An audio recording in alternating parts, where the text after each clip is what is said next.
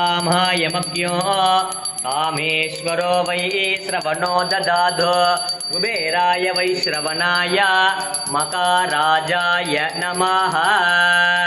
श्री महालक्ष्म्यै नमः। वास्तुपुरुषायै नमः। कर्पूरदीपं समर्पयामि।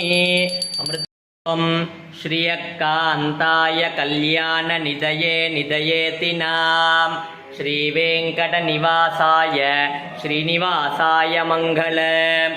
कल्याणाद्भुतगात्राय कामितार्थप्रदायिने श्रीमद्वेङ्कटनाथाय श्रीनिवासाय मङ्गलम्।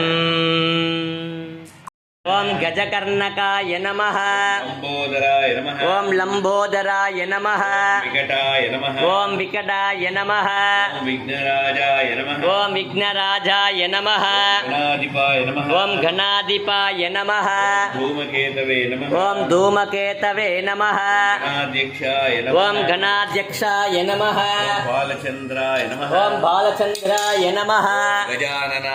ओम गजाननाय नमः। ओम वक्रतुंडाय नमः।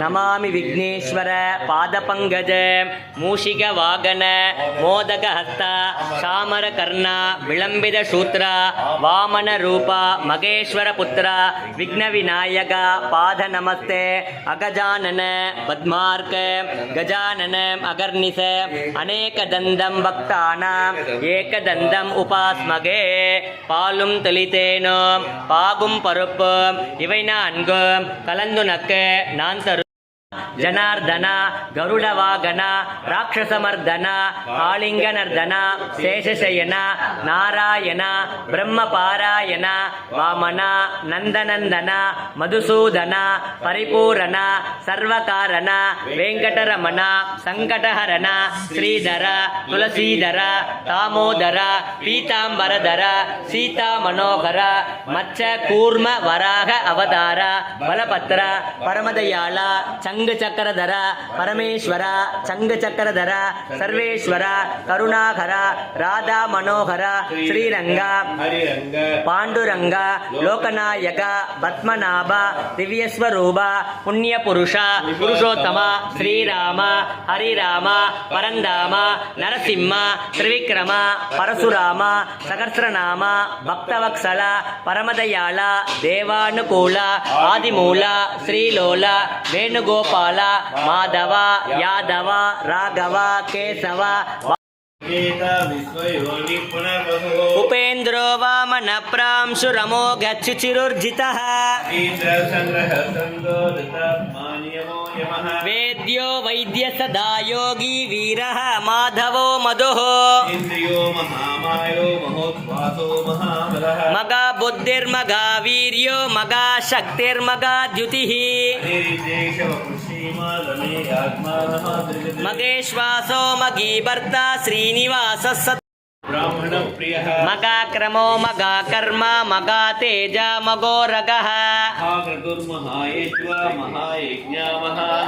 तव्यस्तव प्रिय स्तोत्रं तुतितो तारण प्रियः मनो जवस्तीर्थ करो वसुरेत वसुप्रदः सद्गति सत्कृति सद्दा सद्भूति सत्परायणः भूता वासो वासुदेव सर्वासु निलयो नलः प्रदायिनी आद्यंतरगिते देवी आदिशक्ति मगेश्वरी स्थूल सूक्ष्म मगा रौद्रे मगा शक्ति मगोदरे पद्मासनस्थिते देवी परब्रह्मस्वरूपिणी श्वेतांबरधरे देवी नानालंकारभूषिते महालक्ष्मी अष्टकं स्तोत्रं यत्पठेत् भक्तिमान् नरः एककाले पठे नित्यं मगा पाप विनाशनम् त्रिकालं यत्पठे नित्यं त्रिकालं यत्पठे नित्यं मगा शत्रुविनाशनम् अप्रतिमं भूतं देवानां च ऋषीणां च गुरुं काञ्चन सन्निभम् हिमकुन्दमृणालाभं दैत्यानां परमं गुरुं नीलाजनसमाभासं रविपुत्रं यमाग्रजम् अर्धकायं मगावीर्यं गणानान्त्वा गणपतिगुं मवामगे कविं कवीनामुपवश्रवस्तम ज्येष्ठराजं ब्रह्मणान् ब्रह्मणस्पत आनशृण्वन्नोतिभिस्सीदसाधन ॐ श्री मकागणपतये नमः पूर्णाहुतिम् उत्तमां जुघोति सर्वं वै पूर्णाहुतिः सर्वमेवाप्नोति अत इयं वै पूर्णाहुतिः अस्यामेव प्रतिष्ठते पूर्णमात पूर्णमित पूर्णमुदच्यते पूर्णमेव अविष्यते स्वाहा पूर्णाहुति समर्पयामि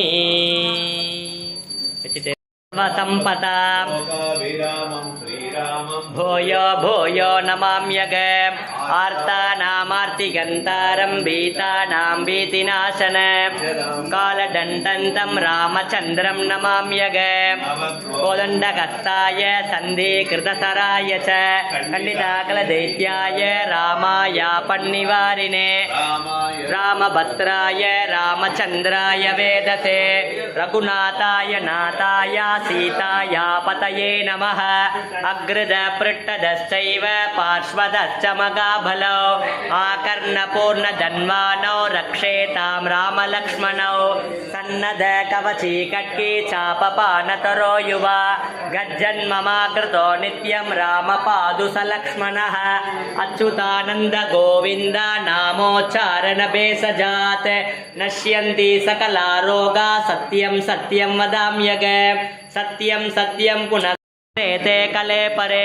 औषधं जानवीतोऽयं वैद्यो नारायणो हरिः आलोट्य सर्वशास्त्राणि विसार्क्य च पुनः पुनः इदमेकं तु निर्बन्धं ध्येयो नारायणो हरिः ॐ दशरथाय विद्महे सीतावल्लभाय धीमहि तन्नो श्रीराम प्रचोदयात् नन्मयुं செல்வமும் நாளும் நல்குமே திம்மையும் பாபமும் சிதைந்து தேயுமே ஜென்மமும் மரணமும் இன்றி தீருமே இம்மையே ராமா என்ற இரண்டெழுத்தினால் ஹரே ராம ராம ராம ஹரே ஹரே ஹரே கிருஷ்ண கிருஷ்ண கிருஷ்ண ஹரே ஹரே சர்வம் கிருஷ்ணார்ப்பணம் கிருஷ்ண கிருஷ்ண கிருஷ்ண ஓம் ததோ யுத்த பரிச்ராந்தம் சமரே சிந்தயா ஸ்திதம் रावणं च अग्रुतो दृष्ट्वा युद्धमम् अगस्त्यो भगवान् ऋषिः